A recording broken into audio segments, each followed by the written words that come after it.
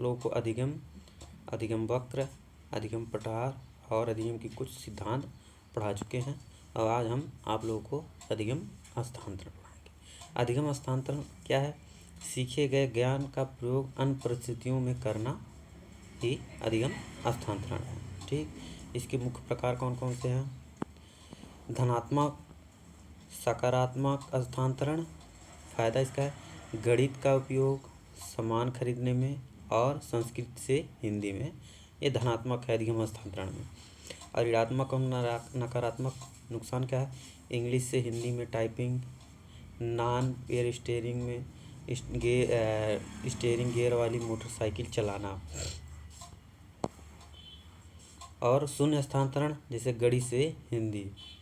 अधिगम हस्तांतरण के विशिष्ट प्रकार कौन कौन से हैं? एक पक्षीय हस्तांतरण, शरीर के एक अंग द्वारा किया गया कार्य किसी विशिष्ट परिस्थितियों में दूसरे अंग द्वारा करना। द्विपक्षीय हस्तांतरण या फारसी अंतरण या क्रॉस शिक्षा, स्वतः एक अंग से दूसरे अंग में जाना। क्षैतिज हस्तांतरण क्या है? सीखे गए ज्ञान का उपयोग मिलती जुलती परिस्थिति में करना, जैसे पानीपत का युद्ध, भ्रमण।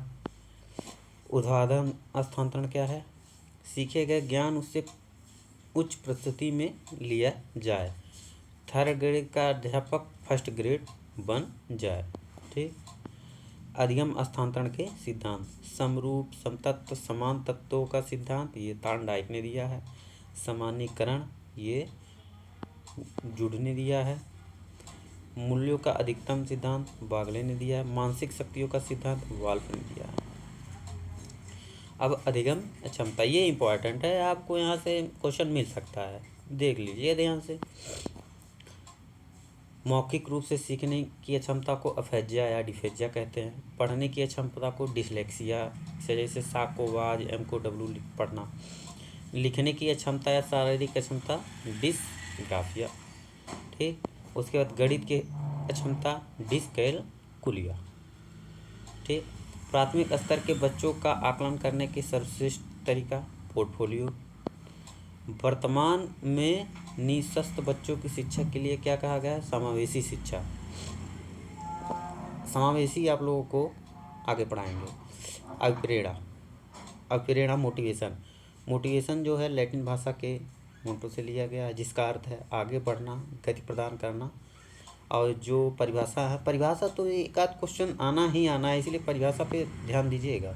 स्किनर, अभिप्रेरणा सीखने का सर्वोत्तम राजमार्ग है। गुड के अनुसार अभिप्रेरणा कार्य को आरंभ करने या जारी रखने की नियंत्रित करने की प्रक्रिया है। वर्णी, जिस लक्ष्य के प्राप्ति पहले कोई आकर्षण नहीं था, उस लक्ष्य के प्राप्ति को उत्तेजना अभिप्रेरणा है। जॉनसन के अनुसार अभिप्रेरणा सामान्य क्रियाओं का प्रभाव है जो प्राणी व्यवहार की इंगित करता है तथा पथ प्रदर्शन करता है।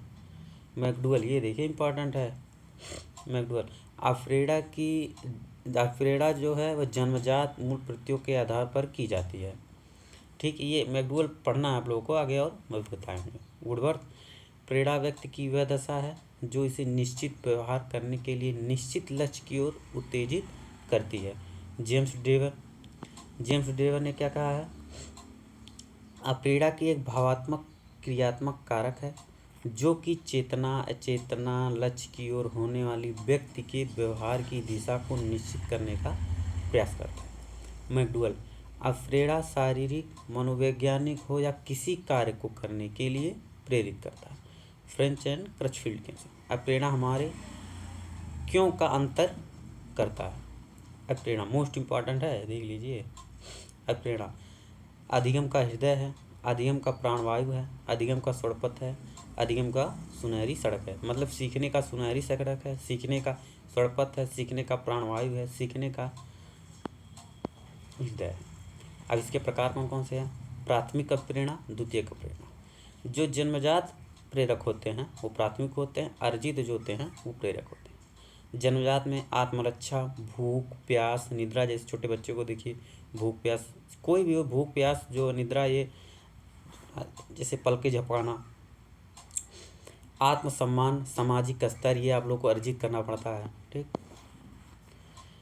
अप्रेरणा व्यक्ति के आंतरिक व्यवस्था है, इम्पॉर्टेंट है ये देखिए। थॉमसन ने अप्रेड़ा के दो प्रकार बताया है, प्राकृतिक और कृत्रिम। गैरिट ने 3 बताया है, जैविक, मनोवैज्ञानिक, सामाजिक। जैविक में क्या है? प्राकृतिक है। मनोवैज्ञानिक में प्रेम, सुख, दुख, आनंद, और सामाजिक में सम्मान, पुरस्कार, प्रतिष्ठा। अब ये देखिए इम्पॉर्टेंट है, अप्रेरणा के सिद्धांत। मूल प्रत्ययों का सिद्धांत मैकडूगल 14 बताए हैं। मनोविश्लेषणात्मक का सिद्धांत सिगमंड फ्रायड ने 2 बताए हैं। आसक्ता हो या समानार्थी हो, या अब्राहम मास्लो ने ये 3 बताए हैं। ठीक। मूल प्रवृत्ति सिद्धांत, प्राणी की मूल प्रवृत्ति जो होती है प्राणी के व्यवहार के संचालित करती है। मनोविश्लेषणात्मक सिद्धांत देखिए जो ये बताया मनोविश्लेषण सिगमंड फ्रायड ने जो बताया है, 2 कारक बताए, मूल 2 बताया ना, 2 मूल प्रवृत्ति और चेतना। जीवन और मृत्यु, जीवन की मूल प्रवृत्ति तथा मृत्यु प्रवृत्ति को व्यवहार का प्रमुख अप्रेरणा स्रोत माना जाता है। मानव सकारात्मक कार्य मृत्यु मूल प्रवृत्ति से प्रेरित होकर करता है। अंतर्नोद या पूर्णता का ये आप हल ने किया है, इम्पॉर्टेंट है। अंतर्नोद सिद्धांत या पूर्णता सिद्धांत प्रेरणा संबंधी चालक संबंधी। इस सिद्धांत के प्रताप सीपी हल है। उन्होंने किसी प्रक्रिया को शुरू करने तथा बनाए रखने, भूख प्यास जैसी जीविक पूर्णता चालक, जो पूर्णता है चालक है, महत्वपूर्ण माना गया है। पूर्ण व्यक्ति की शारीरिक तनाव उत्पन्न करता है, जिससे दूर करने के लिए क्रियाशील रहता है। शरीर क्रिया सिद्धांत ये मार्ग ने दिया। इनके अनुसार अप्रेरणा शरीर के अंदर तंत्रों में होने वाली परिवर्तन का कारण उत्पन्न करता है। प्रोत्साहन सिद्धांत वोल्ट ने दिया है। ये देखिए अब्राहम मास्लो ने जो कहा है, अप्रेरणा का मांग सिद्धांत, आवश्यकता का पदानुक्रम या स्व यथार्थीकरण सिद्धांत, ये अब्राहम मास्लो ने दिया है। ठीक। जब प्राणी किसी वस्तु की कमी या मांग महसूस करता है, उस करने के लिए प्रेरित करती है। सबसे कमजोर क्या है? देखिए सबसे प्रबल का है शारीरिक, जो हम लोगों का जो होता है शारीरिक दैहिक आवश्यकता, उसको सुरक्षा, सामाजिक सम्मान, ये अनुभूति, आत्मसिद्धि। देखिए कोई व्यक्ति रहता है पहले शरीर की और दैहिक आवश्यकता समझता है, मतलब भोजन कपड़ा और मकान जो है, सुरक्षा, उसके बाद वो नेता होता है सामाजिक है, उसके बाद वो सम्मान के, उसके बाद जब सम्मान पा जाता है तो आत्मसिद्धि का हो जाता है। मानवतावादी मनोविज्ञान या आध्यात्मिक जनक किसे माना जाता है? Abraham Maslow. अप्रेरणा के स्रोत एवं घटक क्या क्या हैं ये देखिए आपको। आवश्यकता चालक, अंतर्नोद या पूर्णता या उद्दीपन, प्रोत्साहन या अप्रेरणा। ठीक। आवश्यकता जो होती है, आवश्यकता कार्य करने की प्रेरित करता है, जैसे आपको भोजन और पानी की आवश्यकता हो गई। चालक या अंतर्नोद, आवश्यकता से उत्पन्न चालक, भोजन, भूख, पानी, प्यास। ठीक। उद्दीपन प्रोत्साहन, उद्दीपक समान होने की क्रिया करने के लिए प्रेरित होता है। प्रेरणा तो आप लोग जान ही रहे हैं। इसका ट्रिक है नदी। देखिए नीड, ड्राइव, इन्फिनिटिव एवं मोटिवेशन। गेने ने अधिगम को 8 प्रकार बताए हैं। ठीक। अप्रेरणा अधिगम का सहायक अंग है। प्राणी में समस्त व्यवहार के पीछे सहित कारक अप्रेरणा है। ठीक। अप्रेरणा के लिए अक्सर किस शब्द का प्रयोग होता है? आवश्यकता के लिए। व्यक्ति के अंदर उपस्थित मनोवैज्ञानिक दशाएं जो किसी कार्य को करने के लिए प्रेरित करती है, अप्रेरणा कहलाती है। ठीक। खेल में खिलाड़ी के बेहतर प्रदर्शन पर तालियां बजाना बाह्य प्रेरणा है। ठीक। वांछित कार्य करने को प्राप्त करने वाली आंतरिक शक्ति को क्या कहते हैं? अप्रेरणा कहते हैं। वह क्रिया जो किसी लक्ष्य की ओर केंद्रित या निर्देशित होती है, पूर्ण। ठीक। अपने स्वयं की इच्छा से कार्य करने वाले बालक में कौन सी प्रेरणा सकारात्मक अप्रेरणा और आंतरिक अप्रेरणा होती है? ठीक।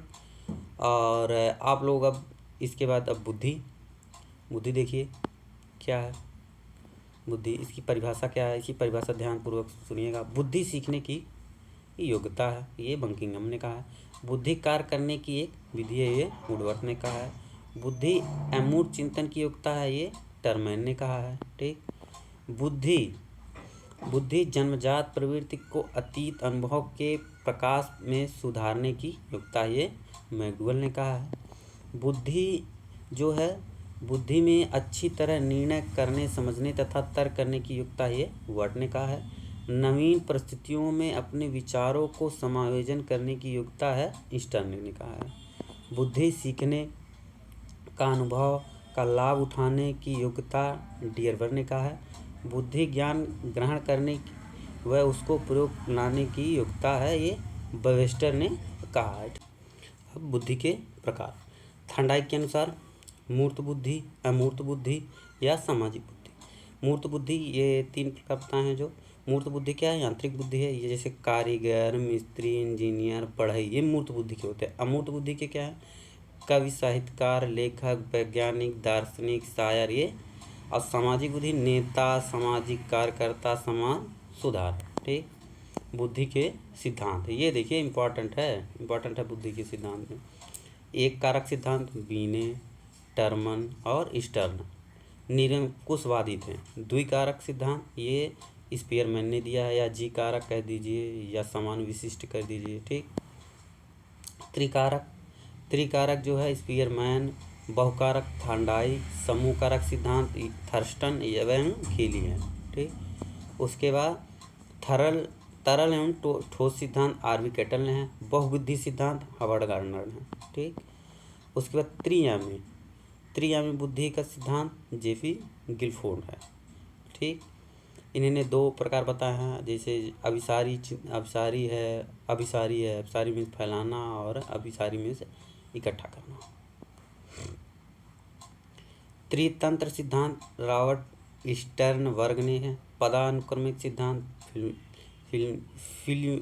वर्नर है। बहुमानसिकता सिद्धांत थॉर्नडाइक है। बहुतत्व सिद्धांत थॉर्नडाइक है। 120 कारक जेफी गिलफोर्ड है। बुद्धि परीक्षण बीने को बुद्धि परीक्षण का जन्मदाता कहा गया है। ठीक। 1905 में बीने ने साइमन का प्रथम सफल बुद्धि परीक्षण प्रस्तुत किया था। 1905 में बीने का साइमन सफल बुद्धि परीक्षण के बाद 1908 में प्रश्नों की संख्या 10 से बढ़ाकर 59 कर दिया गया। इन्हें जो आयु है 3 से 13 वर्ष बांटा गया। प्रत्येक आयु वर्ग में कुछ प्रश्नों को निश्चित किया गया। 1991 में बीने की मृत्यु हो गई। बीने के 2 महत्वपूर्ण कार्य बुद्धि परीक्षण प्रभावीकरण का एक सफल विधि का प्रतिपादन, मानसिक आयु के प्रत्यय को प्रस्तुत करना। वैसलर जो है सन 1949 में वैसलर बुद्धि परीक्षण बनवाया। जो उसके बाद देखिए इम्पोर्टेंट है, भारत में सन 1912 में श्री एच राइस ने बीने परीक्षण को भारतीय अनुकूलन करके हिंदुस्तानी बीने परीक्षण तैयार किया। 1916 में स्टैनफोर्ड ने बीने परीक्षण या ये टर्मैन जो है 1937 में टर्मैन मेरियल परीक्षण किया। ठीक। बुद्धि परीक्षण क्या है? ठीक। बुद्धि परीक्षण आप लोगों को कल पढ़ाएंगे। ठीक। और इसको लाइक एंड सब्सक्राइब जरूर कर दीजिएगा। धन्यवाद।